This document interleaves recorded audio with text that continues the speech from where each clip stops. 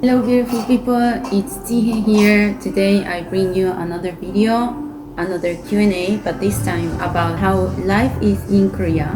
This is kind of a follow-up of the video that I uploaded last week about Korean university life, right? This time I wanted to focus on how life is in Korea as a foreigner. So I hope to give you a lot of useful information on this. I try to collect the questions you would be most curious about. So yeah, let's get started. Okay, so for the first question we have, why did you come to Korea? So I came to Korea because ever since I was young, I had a lot of interest in Asian countries, and especially Japan. So I grew up watching anime and manga and reading manga and everything. However, as I grew older, I kind of thought that Japan was not the country for me somehow. Like I thought their culture was very strict, and I come from Spain where the culture is not so strict. So somehow I thought there was going to be kind of like mismatch. And when I was 14 years old, I discovered Korea through K-pop. And then after, getting involved in K-pop and all that stuff, I started to look about the country and the culture and the food and everything, and I really liked it. I was in Spain. I had never come to Korea before, but I loved Korea already because I thought it was a country that kind of like had the lifestyle that I was looking for. So that is why I came to Korea. Actually, I came not only to live but to study university. So currently I am a fourth year student at Songyunghwan University. But yeah, that was the reason why I came to Korea. Second question is, how long have you been living in Korea? I came to Korea on the 29th of February of 2020. So right when coronavirus was like everywhere. I was very lucky that I didn't have to quarantine myself. But yeah, so it's been almost 3 years. So by the time I upload the video, maybe it's been 3 years already, and time flies. But yeah, I've been living in Korea for 3 years now. For the third question we have, how did you learn Korean? Okay guys, I'm going to be very honest with you in this one. I started learning Korean in 2015, more or less. So I was 15 years old. I started studying through books, so I just looked up on the internet like with downloadable PDFs, and then I just literally just ate them all in like 3 months. So I went from zero, like I knew no Korean by May 2015, and by September 2015 I had like an intermediate level at least, and it was all through just downloadable PDFs. I may list some of the books that I used, but I literally used grammar books. Like I didn't like books that you use in the classroom that they they have like prompts to so that you speak to people about a certain topic and then they teach some vocabulary, because I couldn't do that with anyone, right? So I literally studied the Korean grammar itself and then some vocabulary apart from the grammar, and that's how I studied until I got into high school and I had no time to study Korean. So I did not study more grammar. I just kept on with the vocabulary somehow. So in 2015 I studied a lot, and then I got into high school, and for 2-3 years I couldn't study much, at least not as much as I wanted. But then I graduated high school and I started to prepare to come to Korea to study university, and for that I needed a topic. So for 8 months I studied Korean one-to-one lessons with a Korean teacher in Spain, and those were 8 months, and I learned so much. I learned a lot, but not speaking. I learned writing and reading and listening, but not speaking. And then I got my topic exam, and then I came to Korea. So I came to Korea with a really nice basis on writing, speaking, and listening. My listening was never very good, I have to be honest. But then I came in 2020 and coronavirus was all over the place, so I literally could not go out. And I just spent, look, if 2020 is 100%, I spent, I don't know, 92% at home. And 1 year in Korea, it was 1 year in Korea, and I had no Korean friends at all because I couldn't go to uni, right? Because classes were online. So I had no Korean friends, and that was very difficult for me at that time, because I was in a new country and I wanted to do so many things, but I just could not.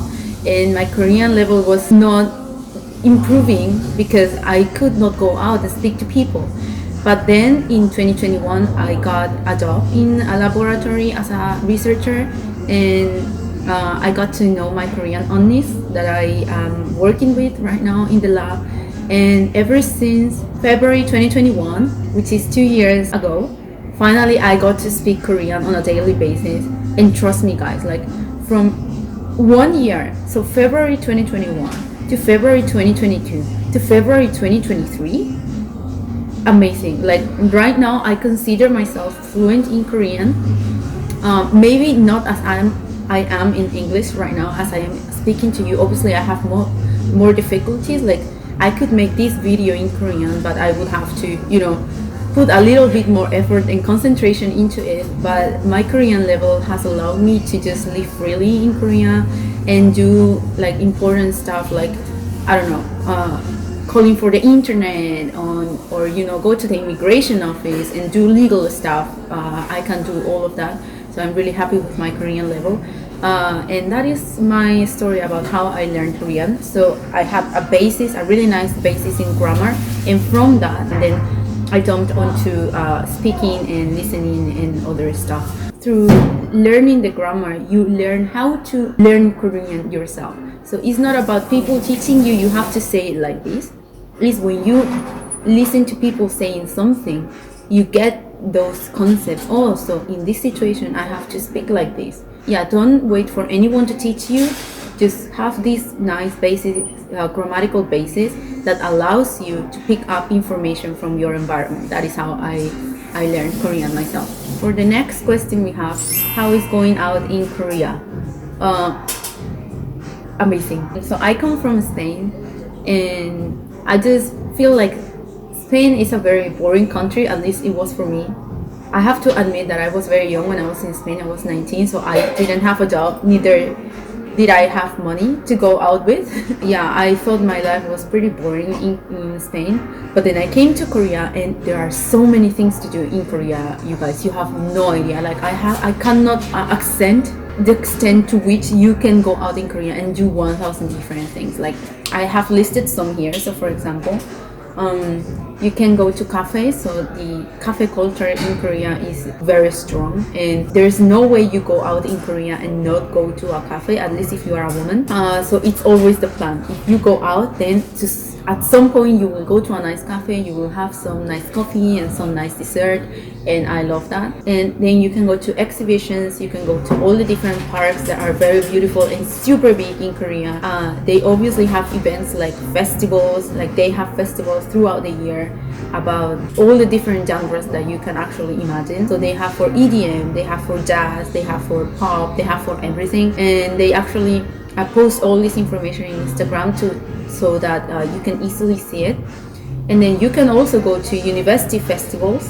So that's usually during May and September, and they are great because they are completely free, and you can see idols, and you can eat all the food and everything. So it's really nice. And then you can go to temples, you can go to idol concerts themselves. Obviously you can go to these cafes when idols, when it's idol's birthday, you can go to decorated cafes and everything. So there are like tons of things to do in Korea. There are tons of cafes to visit, tons of food to try, and obviously I am not mentioning about all the different cultural things that you can do and all the places that you can visit, because it's not only Seoul, right? You have to discover Korea in its entirety, so you have to travel a lot, and it's super enjoyable. And the thing that I enjoy the most is that it is very affordable. So traveling in Spain, for example, I obviously speak about Spain because it's my country and I don't know about any other country, but traveling in Spain is very expensive, at least compared to Korea, and eating out is very expensive as well. But Korea is a super affordable country in that aspect, and people younger than me, like in their 20s, they don't have tons of money, but they still can travel and they can still go out with their friends, and that is difficult to do in other countries, right? So that is definitely something that you have to take into account if you want to come to Korea, that going out is definitely more affordable and more fun than in other countries. gotta have ice americano even in winter, guys. Okay, so let's jump on to the next question. Can foreigners rent an apartment? Oh, yes. I actually think you don't even need your alien card for that, but I am not completely sure on that one.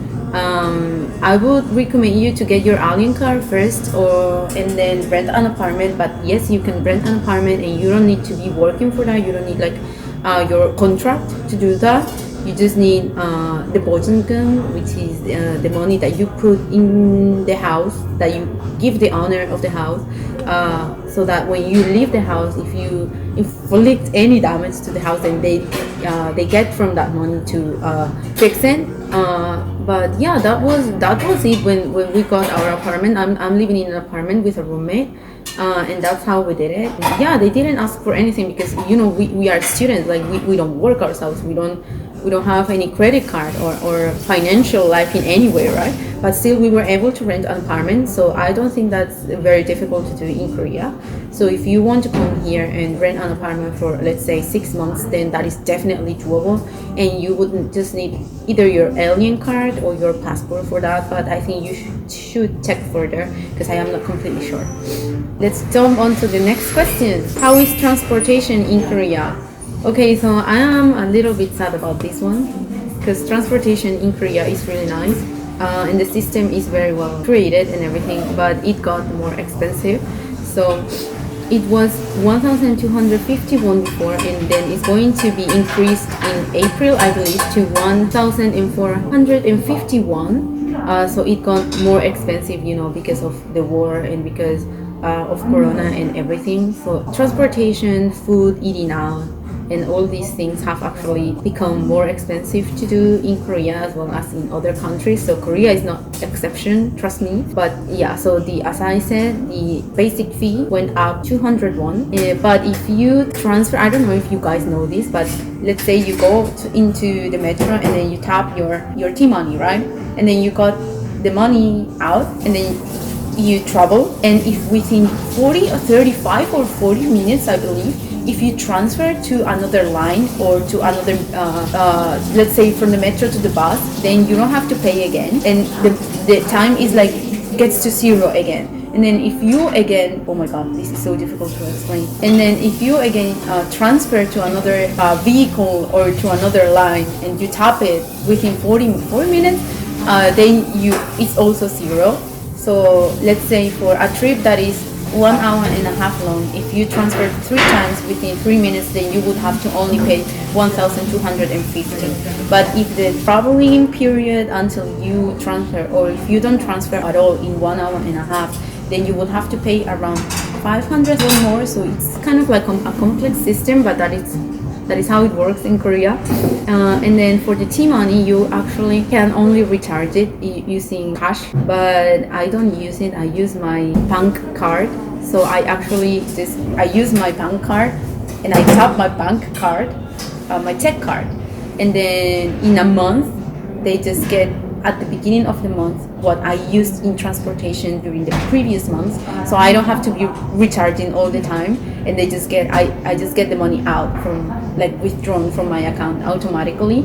So that is very nice, and that is definitely something you can do as long as you have a Korean bank card. On the same line with the last question, we have what is the price of food? Okay, so this is a very tricky question, especially because price of food itself is a little bit on the expensive side, I would say, in Korea, but eating out is on the cheaper side.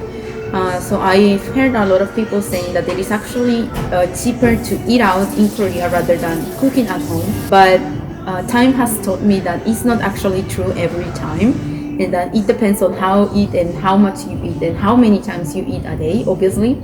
And food has gotten more expensive because of the international things that are happening right now. So I would recommend you to, if you want to cook for yourself, which is actually cheaper than eating out every time, the most important thing is where you buy your food. So there are foods that are like 1,000 won somewhere and are 7,000 somewhere else, and I am not even joking. Like there's like double the price of a difference in some place than in another.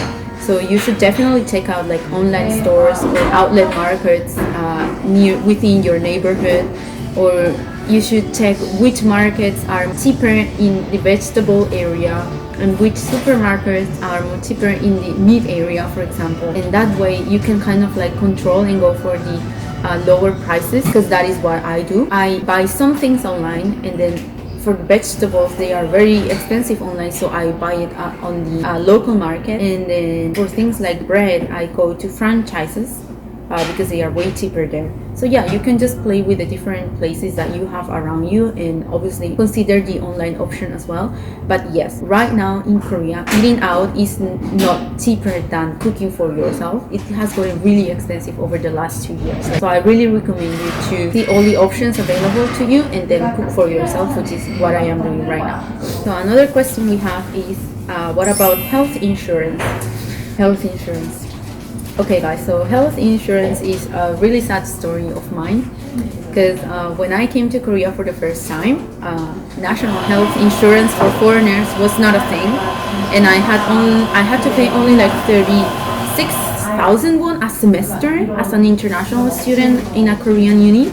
But then from 2021 or 2022, I don't remember, I actually don't remember, it got super expensive and mandatory. So now we have, all the foreigners need to have national insurance, and it was around in 2022 it was around 50,000 won, and then it got up to 150,000 won, which is thrice the price, and that is not very good. But that is what happened. So I will explain to you guys how it works. So if you're a foreigner, you need to have your national insurance, like it's applied to you legally, and it is completely mandatory. And it depends on how much you earn a year, you pay more or less. So for example, people who are just students and do not work and do not earn any kind of money, there are a lot of people like that. They just pay 50,000 won a month. But I work in a lab and I earn more than 3 million won a year. I actually earn 1 million a month. So obviously I would earn much more than 3 million a year. And in that case, I am made pay 150,000 won. Yeah, that is very sad. So please really take into account that if you are going to come to Korea to work, the more you earn, the more you are going to pay in health insurance. And if you don't pay, you get your guys out. You have a ton of legal problems if you don't pay your national insurance. I do think that there should be companies, like private companies for health insurance thingies, but I am not well versed in that aspect, so I won't give you any information about that. I am just speaking about my personal experience. And yeah, so I went from paying 50,000 won to paying 150,000 because the law changed, and that is, yeah. So apart from my rent, I have to put 150,000 won more because of my health insurance, and that's a lot of money. Yeah, you have to consider that aspect when you come to Korea. For the last question we have, do I have Korean friends and how do you make Korean friends? Most of my friends in Korea are Korean.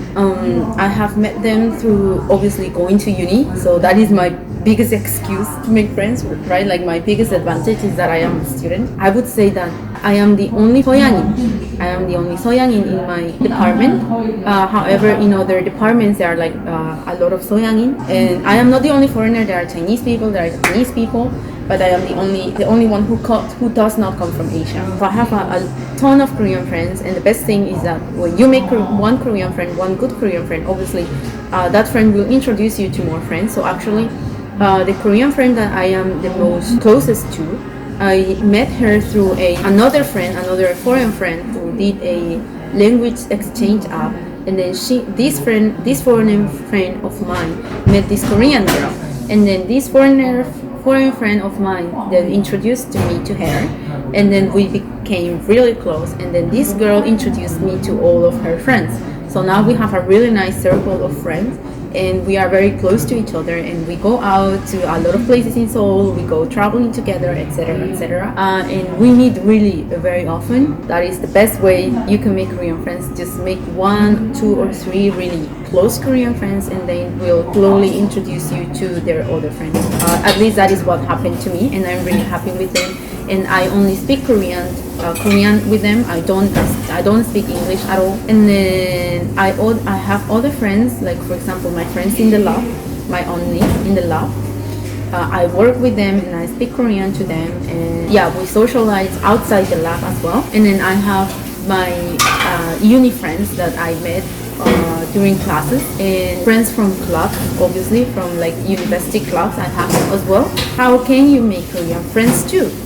So first of all, speak Korean. So that is the best way you can make friends in Korea, and I am not exaggerating. Please do speak Korean. You don't have to be fluent at all, but just make people comfortable around you by allowing them to speak their mother language. Another thing that I would recommend is that you install or use these apps that are in Korea for meeting new people. Korean people like meeting new people and who have like the same interests or the same hobbies. So I know that I will list them somewhere here. There are different apps in which you can just register and then join groups that do different activities. So there are groups who travel, there are groups that go to exhibitions, there are groups that go to the movies, there are groups for art, for sports, everything. So that would allow you to share your time with people with the same activities, with the same hobbies as you do, and that will allow you to make great friends. And also, if you attend a church in your country, you can attend a similar church here in Korea. That is another really nice way to make Korean friends. You can obviously use language exchange apps. They are very famous in Korea too. But in my case, I haven't used them because I have not seen the need to do that. Because thankfully I am a university student, and that's the way I make friends, right? But if you're a foreigner who come here to teach languages, then, for example, then I would recommend you to install any of these apps or use a language exchange app. But please do learn Korean. I think that would be my biggest tip. I know that you obviously hear this from anyone, but it is the answer, guys. And I will tell you why. As a foreigner, you kind of like expect local people to have interest in you because you are the one that does not belong to there, so you are kind of like special in that aspect. And that is true. Like when foreigners come to Spain, I am also kind of interested in them, right? However, I know that some people have told me that Korean people are a little bit shy when it comes to speaking English to foreigners. And so if they are shy already about speaking English, then imagine going to a foreigner yourself as a Korean to speak to them in English and ask them something, like that would be very presumptuous. So I would recommend you to go to them first and ask them first, because when you ask, then you allow the other person not to ask but to just respond. So it's like a more comfortable position, right? To just like answer the person. That would be a really nice tactic. Go to the people, don't expect the people to come to you. That would be another really nice tip. Like I have done this myself. In class, I would go to people and ask them something in Korean, and they would, at the first time, like before me speaking to them, they would look very uninterested, but the moment I go to them, they are just so happy, and then they just respond in a very nice manner. So I really think that you can apply this tip for YouTube. Please don't be shy and just go to the people. The more you go to people, the more probabilities you have to make Korean friends. So that is something that I have experienced myself for the past 3 years. So it's something that I can really recommend to you. Okay, you guys, so these are all the questions that I prepared for today. I really hope that you enjoyed this video. I hope it was informative to some extent to you. Please let me know down in the comments below which other questions you would like to have answered by me as a foreigner who is currently living in Korea. I would really be happy to hear from you, and I will definitely make a part 2. So as always, please like, subscribe, and I will see you in the next video. Bye bye.